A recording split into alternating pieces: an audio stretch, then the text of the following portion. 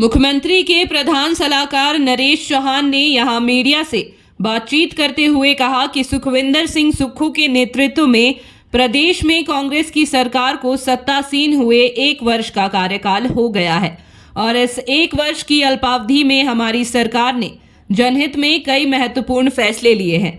हमारी सरकार ने अपने चुनावी दस्तावेजों में जो गारंटियां दी थी उन्हें चरणबद्ध ढंग से पूरा किया जाएगा, जिसके लिए हमारी सरकार पूरी तरह वचनबद्ध है। नरेश चौहान ने कहा, वासियों की, उनकी लोगों की बातें, उनकी समस्याएं उनके द्वार जाके सुने जाएं और उसके बाद उनके बीच ये बात भी जिक्र होगा कि हमारी सरकार ने कौन से बड़े फैसले जो है 1 साल के अंदर किन परिस्थितियों में किए।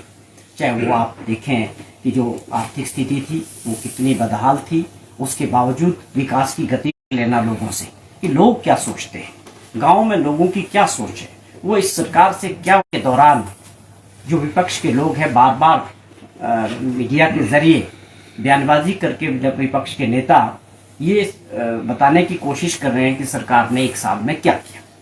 उन सभी चीजों का जवाब मीडिया के जरिए भी देंगे, लेकिन लोगों के बीच भी देंगे कि आप क्या थे, आपदा के समय में आपका क्या रोल रहा, आपने, विपक्ष ने क्या भूमिका निभाई। जब हिमाचल प्रदेश के लोगों पे सबसे बड़ी आपदा आई तो आप लोगों का क्या रोल था। बड़े सरल स्वभाव में क्या आप बताएं, पूरा मौका आपको भी मिलता, आप भी बताएं कि आपका क्या रोल रहा जब विधानसभा में सरकार स्पेशल सेशन बुलाया गया और उसमें आपदा के समय भारत सरकार से आपदा घोषित करने के लिए या स्पेशल पैकेज लेने के लिए जो प्रस्ताव विधानसभा में रखा गया, हम उसमें जानना चाहते हैं। ये लोगों को भी बताएंगे कि उस प्रस्ताव के समय जयराम जी और भाजपा के विपक्ष के लोग वो किस स्थिति में थे, क्या उन्होंने उस प्रस्ताव का समर्थन किया, क्या हमारा हक नहीं है, भारत सरकार से हमको मदद नहीं मिलनी चाहिए, क्या 10,000 करोड़ रुपए का नुकसान नहीं हुआ है। हमने पूरे उसके एवज में सारे कागजात भारत सरकार को सौंप दिए। हमारा ये अधिकार है फेडरल सिस्टम में। जब हमारे सारे टैक्सेस, आप जीएसटी की बात करें, आप इनकम टैक्स की बात करें, जब सेंट्रल पूल में जाते हैं तो हमारा अधिकार भी है।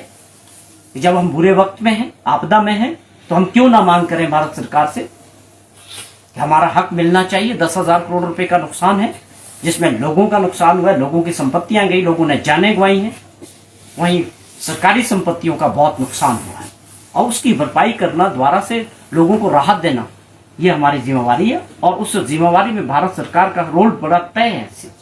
फेडरल सिस्टम में हमको जो मिलना चाहिए, जो हमारा हक बनता है, हिमाचल प्रदेश के लोगों का जो हक है, उसकी लड़ाई माननीय मुख्यमंत्री जी ने इसका जिक्र किया कि हम इस लड़ाई को लोगों के बीच ले जाएंगे और वहां सच बताएंगे कि सच्चाई क्या है, क्या हमको मिला और क्या हमको मिलना चाहिए था, या उस सारी लड़ाई में जो भाजपा के विपक्ष के नेता है या इनकी पूरी पार्टी है, इनका क्या रोल रहा, इन्होंने क्या समर्थन किया, या जो लोग चुन के गए हैं member of parliament Himachal Pradesh से भाजपा के या राज्यसभा में, उन्होंने किस प्रकार से इस आपदा के समय में उनका क्या रोल रहा, क्या उन्होंने देश के प्रधानमंत्री जी से, भारत सरकार से इस मुद्दे को उठाया कि आज हिमाचल प्रदेश बुरे दौर से है, हमारी मदद होनी चाहिए।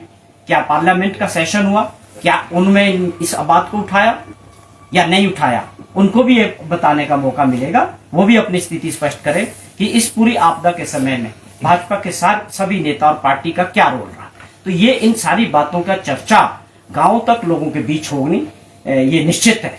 जब हमारे लोग, हमारे पार्टी के लोग, हमारे सरकार के मिनिस्टर्स, एमएलए सब लोगों के बीच जाएंगे अगले कुछ दिनों तक, ये पूरी सरकार और पार्टी लोगों के बीच और गांव में लोगों के बीच काम करेगी, अपनी पूरी उपलब्धियों को, अपनी पूरी जो वास्तविक स्थिति है। एक ऐसा समय है, मुख्यमंत्री जी का सोचना भी है कि हमको अपनी सारी स्थिति प्रदेश के लोगों के सामने सच्चाई और ईमानदारी के साथ रखनी चाहिए। हमारी सरकार का बिल्कुल स्पष्ट है इस बात में जो कार्यशैली है। आप इसको आर्थिक स्थिति की बात करें कि किस तरह की थी, जब उसमें कौन से फैसले लिए कि प्रदेश की आर्थिक स्थिति को सुधारने के लिए, वो बताना चाहिए उस वक्त के लोगों को। खासतौर पे माननीय पूर्व मुख्यमंत्री ठाकुर जयराम जी को हर वक्त प्लेटफॉर्म मिलता, उनको बताना चाहिए कि उनके 5 साल के कार्यकाल में कौन से बड़े फैसले हुए। डबल इंजन की सरकार में कौन सा पैसा भारत सरकार से हिमाचल प्रदेश को स्पेशल पैकेज के तौर पे मिला, या केवल आपका मॉडल जो था वो केवल कर्जे लेने वाला डबल इंजन मॉडल था। कर्जे के बोझ से दबा दिया प्रदेश के लोगों को। तो ये मॉडल था। आप इसका जवाब देना चाहते हैं, आपको देना चाहिए, आपको बताना चाहिए। मैं तो ये कहता हूं सीधे तौर पे कि जितनी अव्यवस्था हो सकती थी, जितना फाइनेंशियल मिसमैनेजमेंट हो सकता था 5 सालों में, जयराम जी ने वो किया है। मुझे लगता है उन्होंने ध्यान ही नहीं दिया इस तरफ कि हमें अपनी आर्थिक स्थिति को सुधारना चाहिए, हमें कुछ ऐसे फैसले लेने चाहिए जिससे हमारी अर्थव्यवस्था में सुधार आए और इस कर्जे के बोझ से हम बाहर निकलें। ये बड़ा दुर्भाग्यपूर्ण रहा। हमें अच्छा नहीं लगता इस तरह की बात करना, लेकिन मैं सच्चाई और ईमानदारी के साथ इस बात को कह सकता हूं कि पिछली सरकार ने इस तरफ बिल्कुल ध्यान नहीं दिया। सिर्फ उनका डबल इंजन था, कर्जा मिलता रहा, कर्जे पे कोई बंदिश नहीं थी। आप देखिए 21 में उनको 14,500 करोड़ रुपए के कर्जे लेने की जहां पर इजाजत थी, आज ओपीएस बहाल करने के बाद हमारी सरकार को वो इजाजत 6600 करोड़ रुपए लाई। आप समझिए कि किस में मुख्यमंत्री जयराम जी की ठाकुर 14,500 करोड़ रुपए का कर्जा ले सकते, उन्होंने लिया। लेकिन जैसी सरकार बदली, उस कर्जे की जो लेने की जो सीमा थी वो घटाकर 6600 करोड़ कर दी। उसी प्रकार वर्ल्ड बैंक से जो या एशियन बैंक्स, ब्रिक बैंक्स, जो भी हमारी फॉरेन एड से संबंधित जितनी भी स्कीमें होती है उसकी भी कैपिंग कर दी कि 2700 करोड़ रुपया आप केवल 3 साल में ले सकते हैं। भारत सरकार की मंशा क्या है? क्या हम लोग फेडरल सिस्टम में फिट नहीं बैठ रहे? क्या हमारे लोगों की उम्मीदें नहीं थी कि नरेंद्र मोदी जी जो माननीय प्रधानमंत्री है, उन्होंने बहुत बार जिक्र किया कि मेरा प्रदेश के लोगों से विशेष नाता है। तो ये सही वक्त था जब प्रदेश के लोग बुरे वक्त में थे, उनके ऊपर आपदा थी, तो आप वो निभा देते, उनकी मदद करते, हाथ आगे बढ़ाते। 10,000 करोड़ रुपए का हमारा क्लेम गया है, उसके एवज में उनको माननीय प्रधानमंत्री जी को प्रदेश के लोगों के लिए कुछ करना चाहिए, यही हम मांग रहे हैं। तो ये कुछ बातें हैं जो विपक्ष के लोगों को भी साफ करनी पड़ेगी, बताना पड़ेगा कि आपने 5 साल में इस प्रदेश को कैसे चलाया। अगर आज प्रदेश कर्जे के बोझ में बुरी तरह दबा है तो उसके पीछे कौन से फैसले? हमें तो केवल 1 साल हुआ, नहीं आएगी। हम विकास की गति को नहीं रुकने देंगे। लेकिन कुछ लोग ये जिक्र करते हैं कि ये बार बार इस बात का जिक्र करते हैं कि आर्थिक स्थिति खराब है। देखिए, सच्चाई बतानी पड़ेगी, सच्चाई बतानी चाहिए और सच्चाई के साथ सरकार चलानी चाहिए। और प्रदेश के लोगों का यह अधिकार है कि जो सरकार चलाने के लिए जिनके लिए उन्होंने जिम्मेवारी दी है कि वो ईमानदारी से उनको बताएं कि क्या सच्चाई है, क्या फैसले पिछली सरकार ने किए और क्या फैसले हम कर रहे हैं। चाहे वो शराब के ठेकों को नीलामी को लेके हमारी सरकार ने और माननीय मुख्यमंत्री जी ने एक ध्येय बना दिया है कि सबसे पहले हमने अपनी आर्थिक स्थिति जो बिगड़ी हुई है उसको ठीक करना है साथ में। तो आज हम उस पे बढ़े हैं। हमारी सरकार ने पहले वर्ष में बड़े फैसले लिए, 600 करोड़ रुपए का रेवेन्यू खाली शराब के। तो क्या जयराम जी को और उनकी टीम को यह बुरा लग रहा है?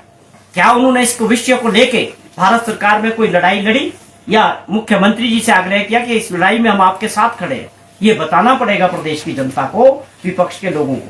केवल खाली बयानबाजी से, सरकार में बैठे हुए लोगों का विरोध करने से बात बढ़ने वाली नहीं है।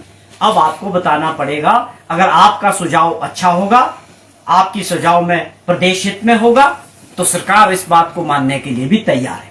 केवल आपका विरोध इसलिए होगा कि आप विपक्ष में बैठे हैं और आप केवल विरोध करेंगे तो उसका कोई मतलब नहीं है। आज लोग बहुत जागरूक हैं। आप मीडिया, सोशल मीडिया के जरिए लोग सारी बातें पारदर्शिता के साथ जानना चाहते हैं और वही हमारी सरकार और मुख्यमंत्री जी का ध्येय है कि हम जो भी करें, जो भी आगे बनाएंगे योजनाएं, उसमें लोगों को साफ तौर पे पूरी तरह से इन्वॉल्व करेंगे। तो ये कुछ चीजें थी जो आपके माध्यम से विपक्ष के नेताओं से भी पूछना चाहते हैं कि आपका भी वक्त आ गया, आप भी बताएं कि आपका इन दोनों बातों में, जो हम आर्थिक स्थिति को ठीक करने के लिए लड़ाई लड़ रहे हैं और जो आपदा की लड़ाई थी, आप अपनी स्थिति स्पष्ट करें। इन दोनों चीजों में आप कहां थे और कहां है। इसके अलावा एक फैसला हमारी सरकार ने किया